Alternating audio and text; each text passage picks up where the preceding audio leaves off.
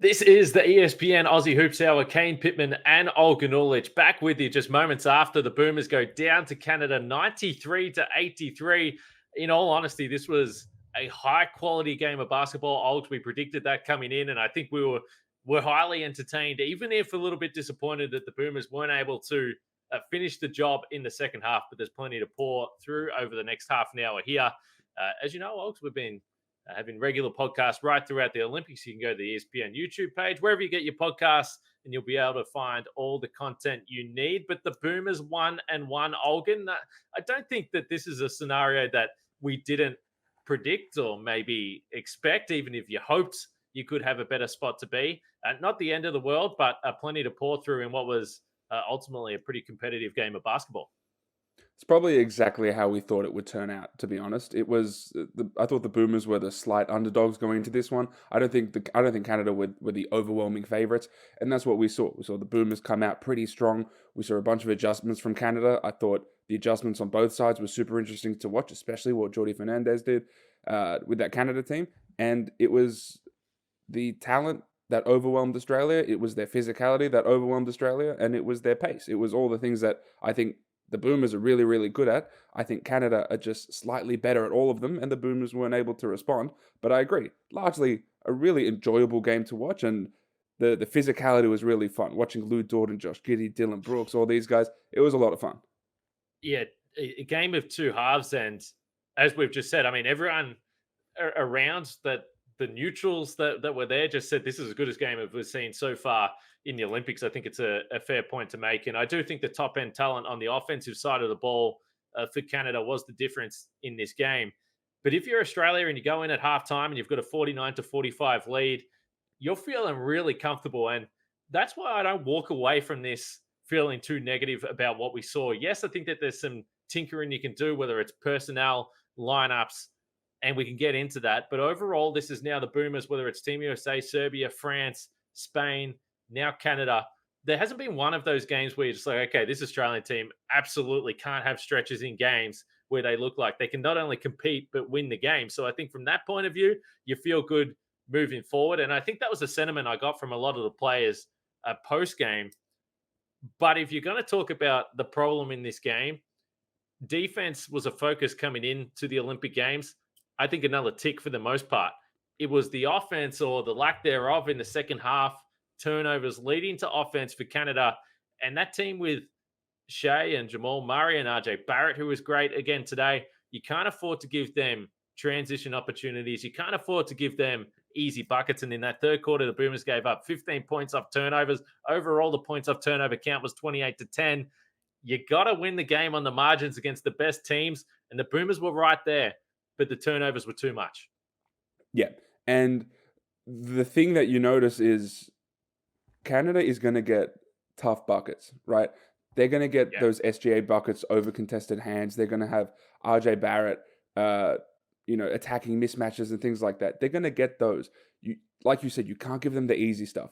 And the difference was the adjustment going into the third quarter, which was Jordi Fernandez picking Lou Dort up and placing him on Josh Giddey and basically telling him to stifle his former Thunder teammate and said, make it difficult for him to bring the ball up the floor. Make it difficult for him to initiate, to do anything in the half court. 9 turnovers for the Boomers in the third quarter. Giddey had 2 in a row that both led to breakout layups. Again, that's something that you can't give up against this team. And I think that just that one adjustment, there are adjustments throughout the game with a lot of different things, but just that one adjustment, I think, was enough to stifle the Boomers and make it really difficult for them to find anything offensively. They had 34 points in the second half, right? They had 28 in the first quarter alone, right? So just that one thing, I think, stifled the Boomers. And then I just think the matchup wasn't ideal for a lot of the Boomers guys. When I look at Patty Mills, he was 2 of 10 in this game. He looked small in this game. And Patty, I think, is effective against Euro teams, against different sorts of matchups. Against this sort of team, where these are big, athletic NBA guys, I think Patty looked small. I thought he looked, out of his depth in this situation. And I wonder if against a team like this, and again, it's a unique team. It's them and Team USA, basically. But I wonder if, in hindsight, they change things, or in the future they change things. But yeah, that was the other thing. The inability for the Boomers to really counter anything, to make adjustments when Jordi Fernandez changed their defensive strategy against the Boomers? Well, it's interesting because I don't totally agree because, we've gone back and forth on Paddy, a fair bit. And I actually thought it looked at the start of the third quarter like Dort was going to cling to Josh Giddey. And me and you text back and forth at halftime thinking that seemed to make the most sense for this team. But then he really did go back onto Patty Mills in this game. And, he finished 2 for 10. And he certainly spent stretches on Giddey. But I think for the majority of time that Patty was on the floor, he had Dort standing right next to him. And I tried to work my way through a bunch of different people. I spoke to Dort, I spoke to Goorjian, I spoke to Jordi Fernandez just to ask the reasons why. For the Canada side, why did you put Dort on Patty Mills? What did you see there? And Fernandez said that, the Canadian head coach, he said, well, we looked at this team. There was the guy that could score off movement, the guy that was going to be the threat with the jump shot. And we decided that was going to be Patty Mills. He's so good off movement. And we knew, yes, the size, yes, the physicality. He said, you don't want that guy anywhere near you. And that's what it looked like. So, yes, he looked small next to Lou Dort. But to be fair, every single guard does when you look at how wide that man is. But I also then saw the stretches where, Dort was on Giddey and then he was able to take Giddey out of his stuff. So this is partly what we've been talking about. It didn't work for Patty tonight. But if it's not working for Patty, then I don't know who else is able to play that role. So even when I was watching that and I look at the plus minus and the minutes didn't necessarily work with Patty on the floor tonight, I was saying, well, okay, but if you just concede and say, well, Patty's too small, he can't play in this matchup, Dort says, okay, well, I'm going to go to Giddey. And then Dylan Brooks, who's a terror in his own right, says, all right, I guess I'll go stand next to Dyson Daniels or Dante Exum. And then RJ Barrett's a big wing and he goes to the third guy. So I don't necessarily think the answer is not playing Patty. The answer is Patty has to be the guy that scored 40 points against Slovenia, but that might just be this team's reality to beat these teams at the top echelon. So you're saying there's no answer, right? If a team takes Patty out of the game, there's no adjustment?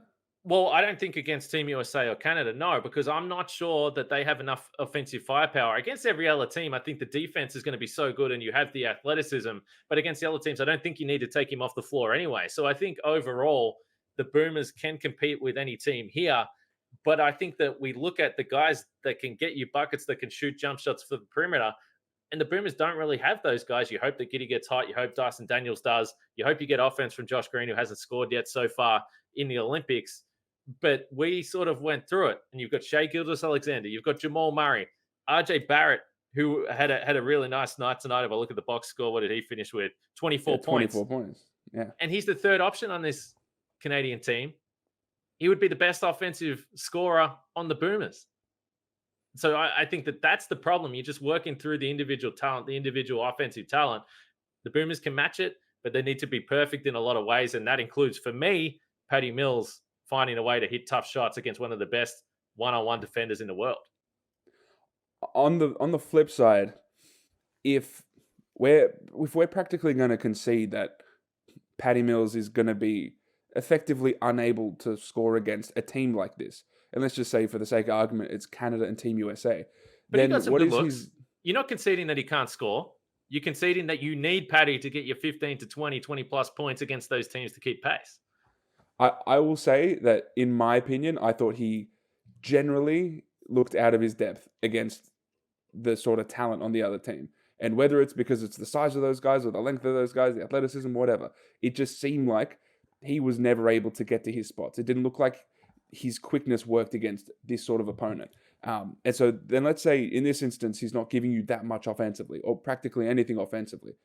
Then I think he's a net negative defensively. I don't think he was great defensively tonight. I think he's average at the best of times, but tonight especially, the matchup I don't think suited him. So then in this instance, should there be a shorter leash?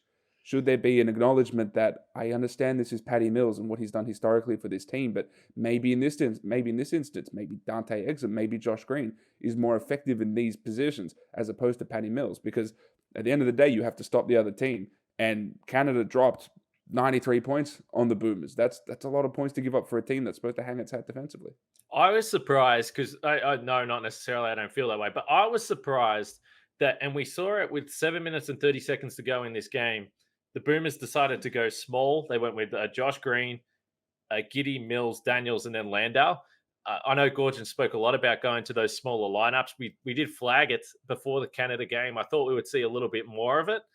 I don't think that, I thought McVeigh clearly at the end of the third quarter was very important, hitting those 2 threes to keep the Boomers within 2 points. There is a lot of negative stuff about Nick Kay online because I posted something positive and everyone quickly jumped on it. Did you see the air ball? Yes, I saw the air ball. People miss shots. That's something that happens in the game of basketball. But I will say in this matchup, I was surprised that we didn't see less of Nick Kay. He plays 27 minutes. I thought that, you can bring that back all the way back to 15 and you can play more of the small ball lineups against this Canada team.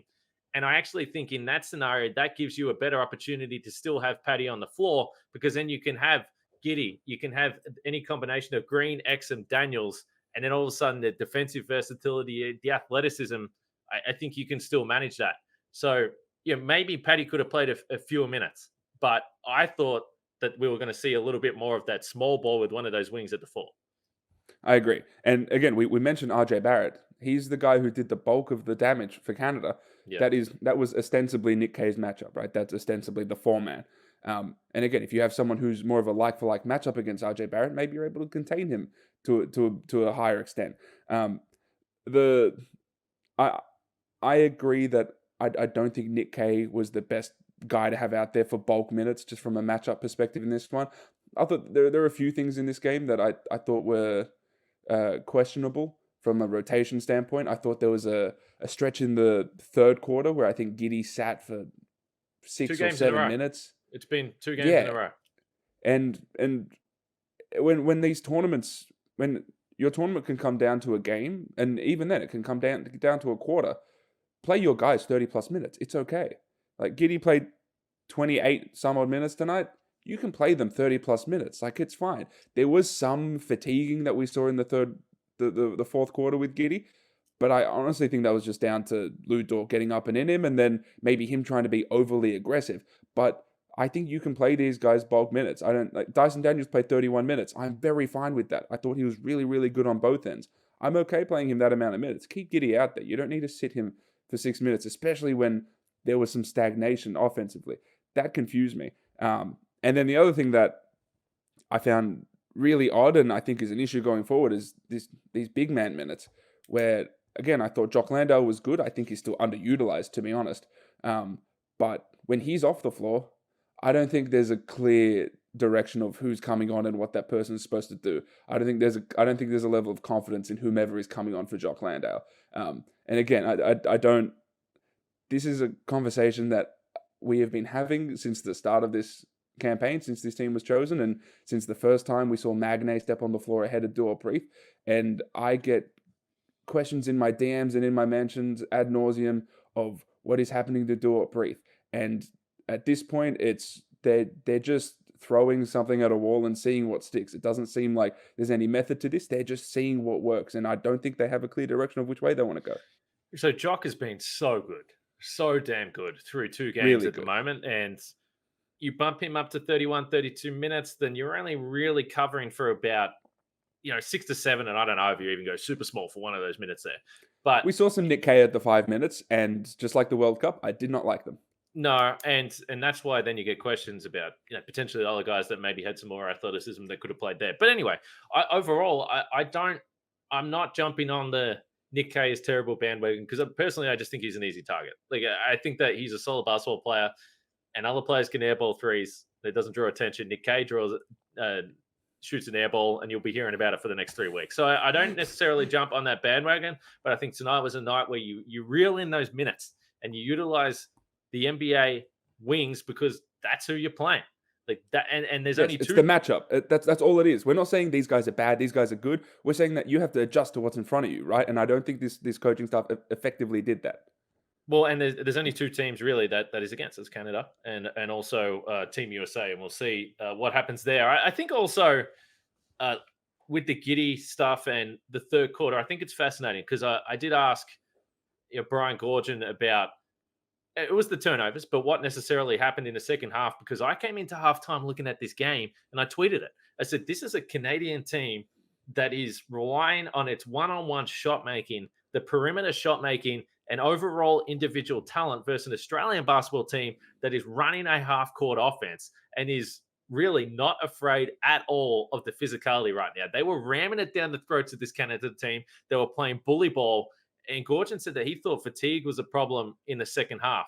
And this is interesting because I asked him after the Spain game why Giddey sat on the floor in the third quarter, and he said he looked a little bit fatigued out there.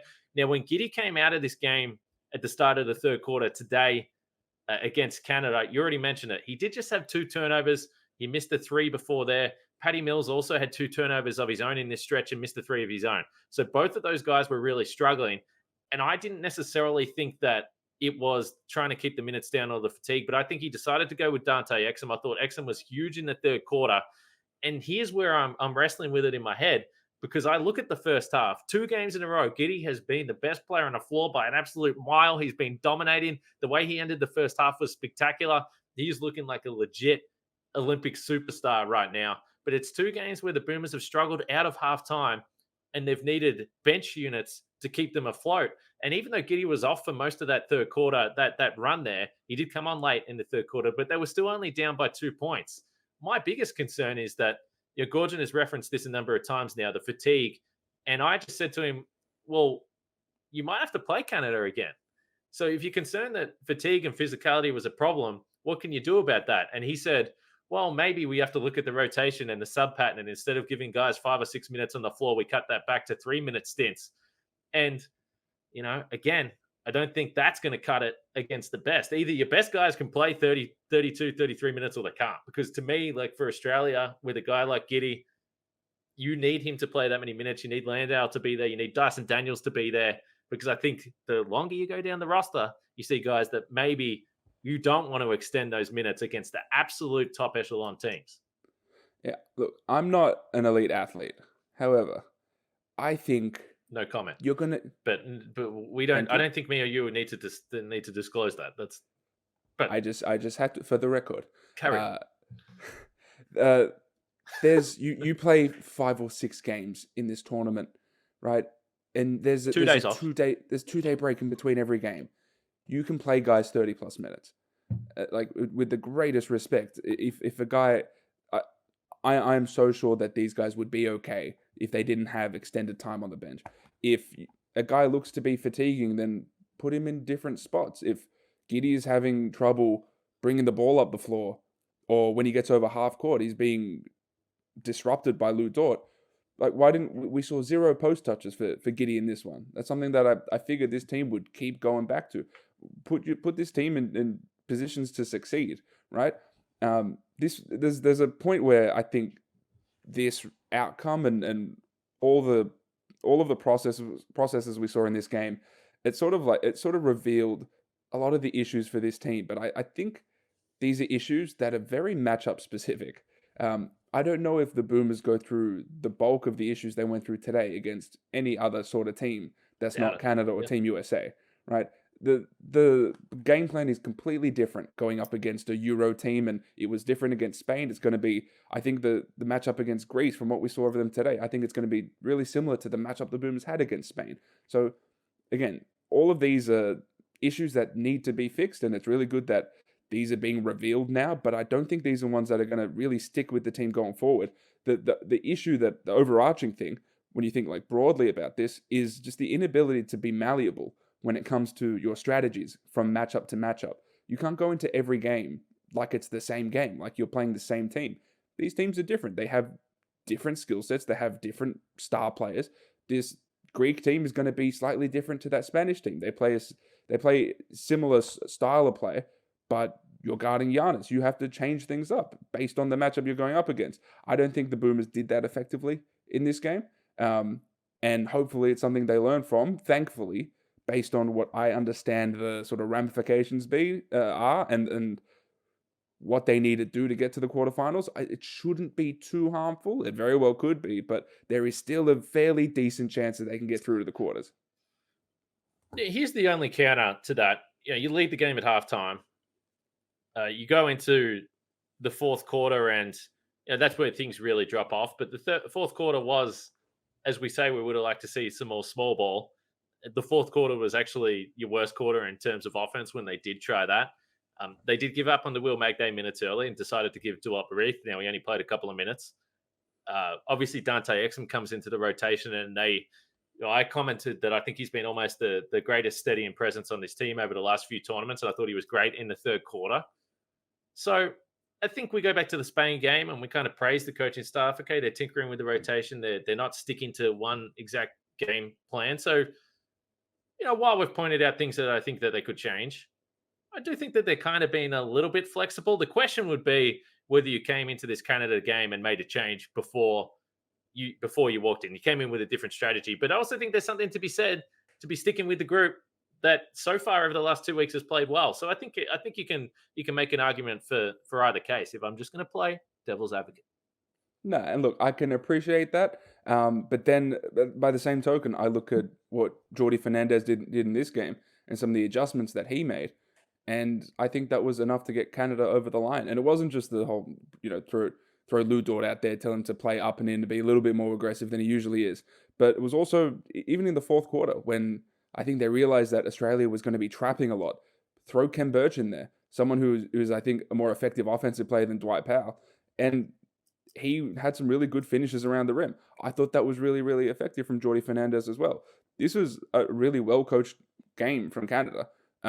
And then obviously you have to mention that I wonder how many points are you taking away from, let's say, SGA or whomever that were just really tough shots, that were unbelievably well-contested shots, largely in the mid-range, and you just shake his hand after and say, well done, right? There's maybe a slight overreaction to the point where you can just say that this is a team that was guarded really well, but you're playing against a top 3 player in the world, maybe a top 3 offensive player in the world right now.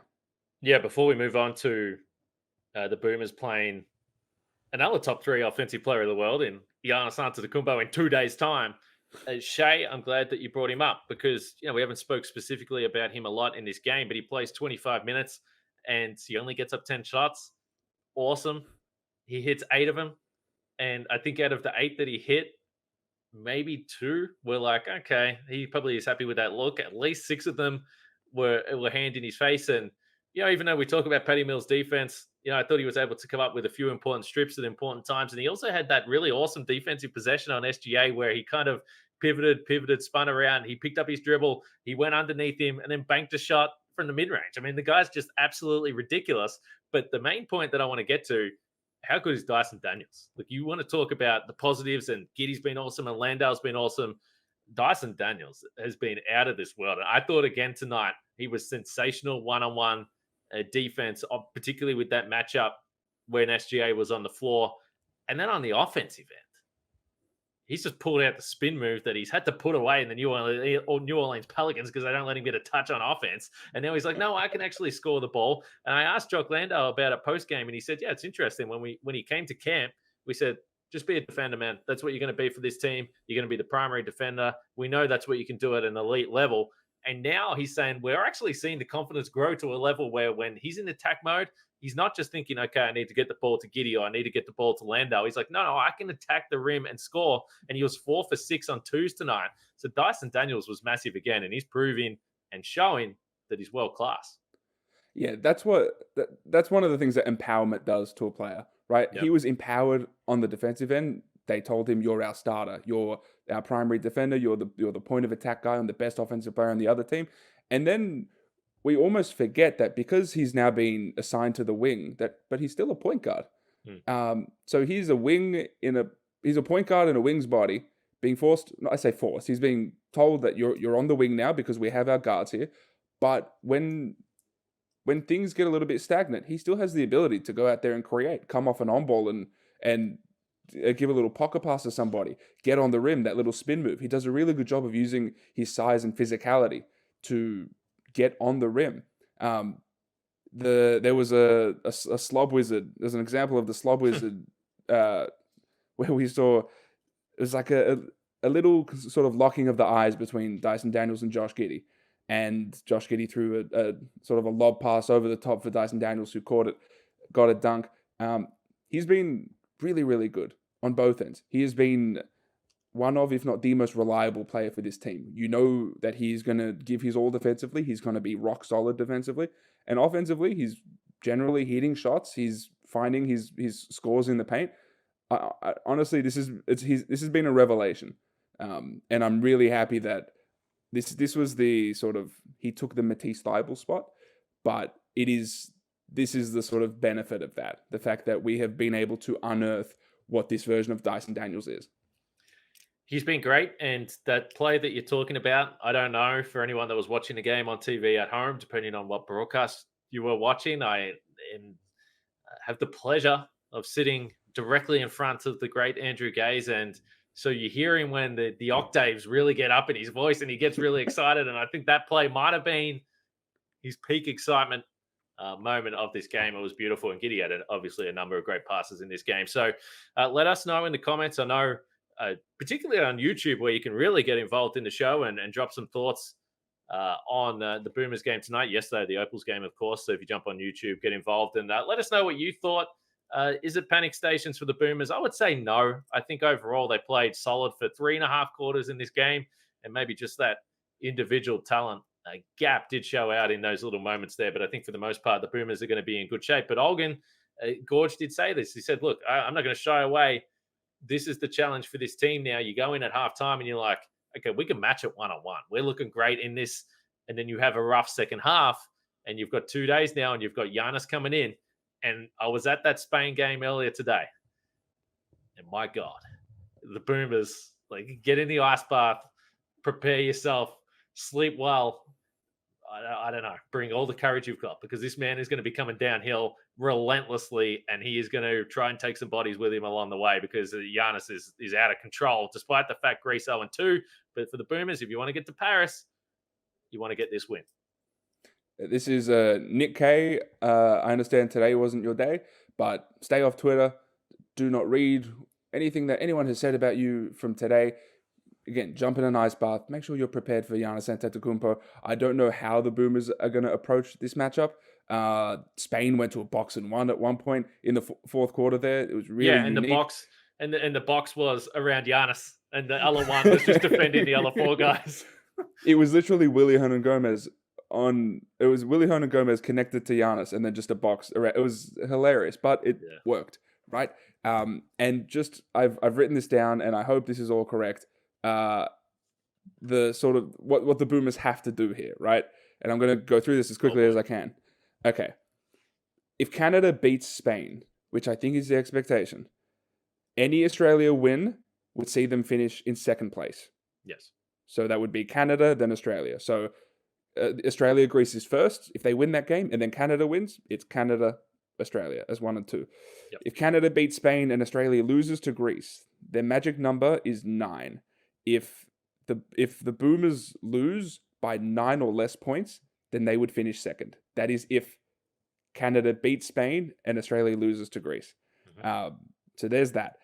If Spain beats Canada, which again I think is unlikely but is very possible, any Australia loss will see them fall out of into fourth place. Right? They'd be out of contention for the quarterfinals. So if Spain beats Canada, any Australia loss means they're out. If Spain beats Canada and Australia beats Greece, there's a 3-way tie between Australia, Canada, and Spain. So then it would basically come down to whatever the outcome of that Canada-Spain game is, however much Spain beats them by in this hypothetical, that would determine who gets first, second, and third. Oh, Canada, can you please beat Spain? I'm actually in a hotel with a bunch of the families here, and if they hear me singing a Canadian national anthem, they I don't know, I might not make it to the next podcast. So I better not do that again. If I hear you singing anything, I'm going to leave this podcast for good. Everyone, if anyone has decided to stick around long enough to hear that, I apologize. And we're just saying that we want Canada to win the next game, Australia to move through. I was in the elevator, Ogs, because this is you really get ahead of yourself and you start to do all the calculations. I was in the elevator with our friend Ben Golliver from the Washington Post, and he looked at me and he said, oof, might be Team USA in the quarterfinal. Now, here's the situation. USA beats Serbia by 24 points. You just want USA to keep being a juggernaut, so they're the number 1 team. So then you just don't want to be the number 8 team. I don't think Australia is in line to be the number 8 team, but keep that in mind as well. It's not just, okay, get through the quarterfinals and you're happy with it. you want to have the highest seed you possibly can to avoid those teams. But anyway, that's a long way away. You don't want to get Team USA in a quarterfinal. I didn't think that far ahead. I No. thought as far ahead as what's going to happen in these next two matchups. The fact that you're the one singing and you're the one who's delirious right now, it's 2 a.m. for me. It's the early evening for you. It's a beautiful French evening for you right now. It is. It's stinking hot outside. It's the first time we've really. Yeah, I know. Yeah, we had some problems for the first time getting an Uber away from the arena because France was coming in and they split up the session, so you get the first 2 games and then the second 2 games. So everyone was pouring out of the arena, everyone was pouring into the arena for the France game. So it was a little bit of chaos. But I'm going to do some writing and then get some food because, as you said, if I'm singing on the podcast, Olgun, that means that something's gone wrong. And once again, apologies to everyone. We've got Opals basketball, Olgs, also playing Canada. I won't be singing the national anthem for that game, but the Opals need to turn that thing around. So we're looking forward to this. Both teams looking to bounce back. And guys, there's the sort of the jovial nature of this isn't just because it's delirium setting in. It's 2 a.m. in Melbourne right now, and Kane's just had a very long and hard day at work. It's because there were issues in this game that I think need amending. But this is not doom and gloom. There were a ton of positive signs and indicators from this game. I think it's still very likely that the Boomers progress, assuming the matchups, the outcomes of these next 2 matchups go the way that I think they are expected to. So again, this isn't doom and gloom. This is just us being generally critical because it's important to do that and to hold this program to high standards. But largely good from this team, and just those little tweaks, just the things that we noticed. And stay tuned on ESPN.com.au. We've got a takeaway story coming, and Kane's got some gold coming, is what he tells me. I didn't tell you that, but I hope so. But you're right. I mean, overall, the Boomers, I think, as we've seen over the last few weeks, playing some really good basketball. So let's leave it there for now. We've got plenty more to come in Lille and then hopefully in Paris moving forward. But we're going to find out more over the next few days. As Olg said, ESPN.com.au is the place to go. The ESPN Australia YouTube page, and of course the ESPN Australia social pages as well. There's a lot of Olympic content. Boomers, Opals, both teams need to bounce back. We'll speak to you guys next time.